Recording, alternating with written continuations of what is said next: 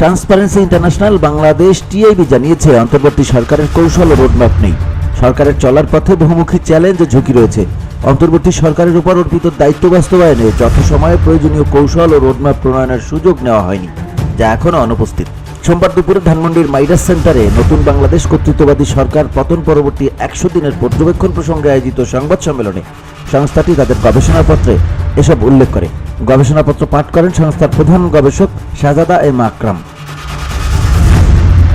সংবাদ সম্মেলনে টিআইবির গবেষণা প্রতিবেদনে বলা হয়, নতুন সরকার দায়িত্ব নেওয়ায় একদিকে রাষ্ট্র সংস্কার ও নতুন রাজনৈতিক এবং সামাজিক বন্দোবস্তের মাধ্যমে নতুন বাংলাদেশ গড়ার অভূতপূর্ব সুযোগ তৈরি হয়েছে, যেখানে অন্তর্বর্তী সরকারের ক্ষমতার বহুমাত্রিক ভিত্তি ও অংশীজনের ভূমিকা রূপান্তরে গুরুত্বপূর্ণ ভূমিকা পালন করবে। বিচার ও সরকারের উপদেষ্টার নিয়োগ নিয়ে বিতর্ক আছে উল্লেখ করে টিআইবি থেকে বলা হয়, সরকারের সিদ্ধান্ত গ্রহণে অ্যাডহক প্রবণতা, উপদেষ্টা পরিষদ গঠন ও দায়িত্ব বন্টন সহ বিভিন্ন গুরুত্বপূর্ণ সিদ্ধান্ত বিতর্কিত হয়েছে। প্রশাসন পরিচালনায় সরকারের ক্ষমতা ও কর্মপরিকল্পনার ঘাটতি লক্ষ্য করা যায়। সিদ্ধান্ত নেওয়ার ক্ষেত্রে সরকারের দায়িত্বশীলদের মধ্যে সমন্বয়হীনতা প্রকাশ পেয়েছে।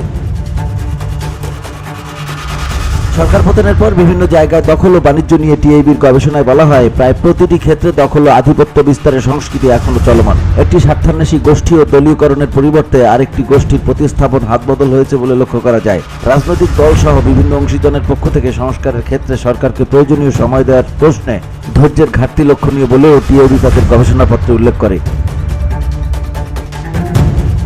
টিআইবির গবেষণায় আরও বলা হয়, ভারত কর্তৃক কর্তৃত্ববাদ পতনের বাস্তবতা মেনে নিয়ে নিজেদের ভুল স্বীকারের ব্যর্থতা ও তার কারণে অপতৎপরতার ফলে ভারতের সঙ্গে কূটনৈতিক সম্পর্কে টানাপোড়েন সরকার ও দেশের জন্য ঝুঁকি বেড়েছে।